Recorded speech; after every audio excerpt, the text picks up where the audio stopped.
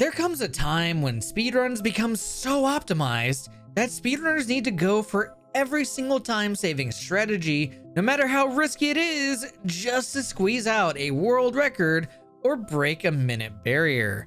And for hard gold, soul, silver speedruns, that time has come.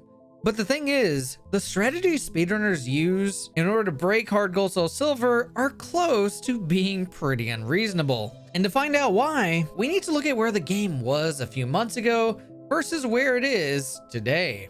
On January 3rd, 2023, Rubentus would be the one to claim the world record crown with a time of 3 hours and 32 minutes. Since then, the world record was traded between Decsy and Werster, going from a 3:31 to a spicy 3:30 flat. While these times are fantastic in their own ways, the real goal these speedrunners are looking for is a glorious time of a sub 3:30 speedrun. Because achieving such a time will break the last 30-minute barrier that will ever be broken in a hard gold, soul, silver glitchless speedrun. This is a huge milestone for a game where the best speedrun time used to be at the 4-hour mark.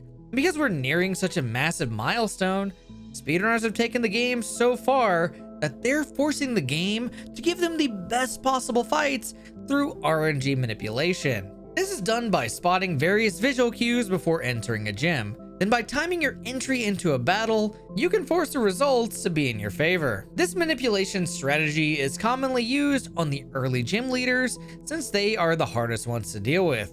And by adding this type of manipulation to the run, you can make finishing a run that much easier. However, strategies such as these are not meant for beginners and require hours of diving into the game in a more technical way to figure out just how much you can make the game tick.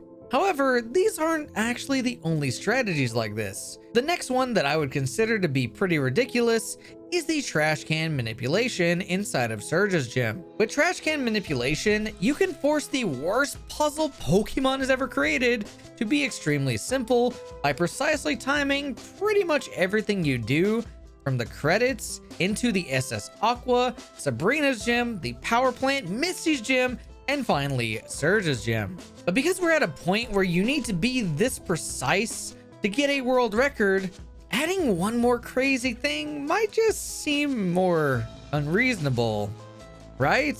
Well, let me introduce you to the strategy called Risky Misty. Risky Misty is a strategy where you risk losing a ton of time to hitting 2 optional trainers almost 3 hours into a hard gold, soul, silver speedrun. If you nail the strategy perfectly, you can save up to 12 seconds or lose your run if you mess it up and hit the trainer that's guarding that juicy time save. The reason this is even considered worth it is because of how close that 30-minute barrier is to being broken, on top of how much the last sections of hard gold, soul, silver can truly screw you over compared to failing Risky Misty. And there's no better example of this than Werster's journey to the sub 3:30 time.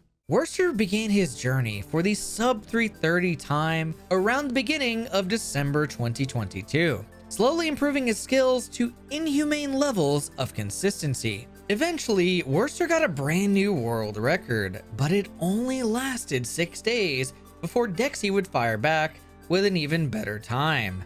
And the crazy thing is, neither Decsy nor Werster would improve this record until months later. It would take adding some incredibly risky strategies, such as Risky Misty, before anyone would get close. This would be an all-out war between both players. Show me disable. Just show me disable.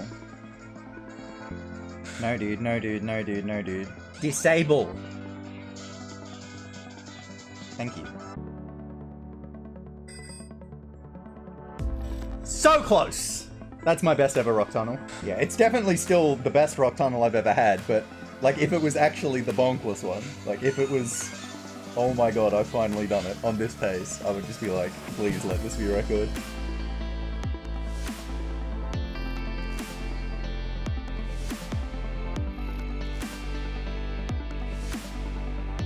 I all kind of messed that up.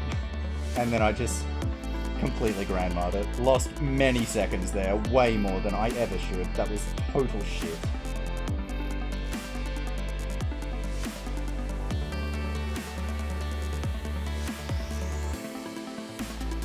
Well, no chance of 329 now, unfortunately. That's a critical. Please low roll, please. You're fucking kidding. That's not a guaranteed kill from full. Don't know what I'm supposed to feel. like, it must be getting pretty close to 20 runs that have gotten to blue, that have died to either blue or red, that should have been record. Crit, crit, crit, crit.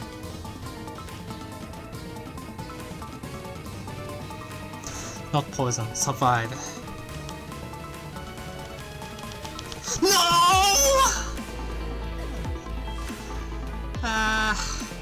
Please miss. Yes! Yes, dude, okay. This is more than you have from a Blastoise hit, so I can live poison. Not guaranteed, but I can live poison even if it happens. I can't live a double though, so I would have to heal. Come on. Oh, there is no fucking way in the world. There is no fucking way in the goddamn world that happened. Nah, this is a simulation. The world is not real. Later that day, Werster would post on Twitter just how devastating this was in the many years he had been playing Pokemon. If he had given up here and now, I don't think anyone would blame him one bit. But in true gamer fashion, he kept going. Nope, no rescue, Misty. Oh god.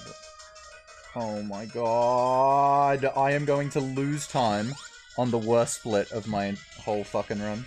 Alright, now how many runs do I have to get to blue where I'm on this fucking pace before I goddamn PB? And that's a huge amount of time loss. Unbelievable. Oh, that's it. Alright. Hooray! I finally beat my PB. Finally got record. Not even remotely satisfied with that. That actually could have been a 329 with a good Kanto. Like, Misty and Blue alone, they go better. I lost over a minute on those two splits combined. At least I finally got record. While it wasn't exactly the God run, progress is progress. And progress like this can go a long way. And I'd say it went so well, in fact, that 2 weeks later, Werster was there once again to try and claim the sub 330 time. Pretty good time save coming up here. Alright, come on, please. For the love of God, give me a good blue. Good.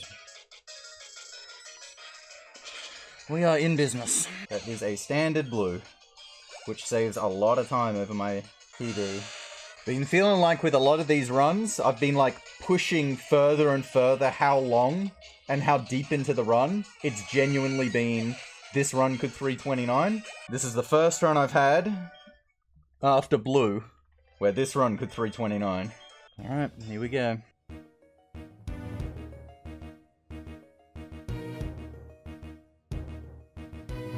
Ultimately, that crit doesn't matter a whole lot, because I was gonna have to heal on Blastoise anyway. I need a miss, Blastoise. I need a fucking miss.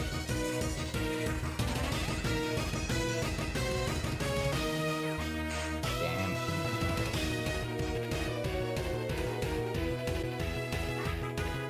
Not 329.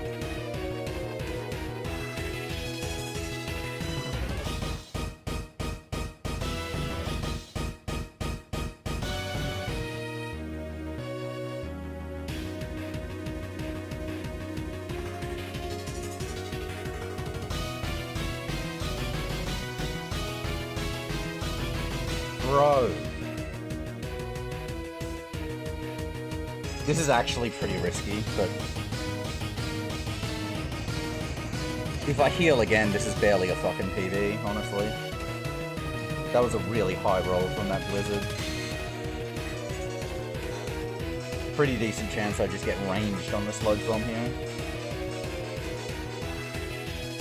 Fully.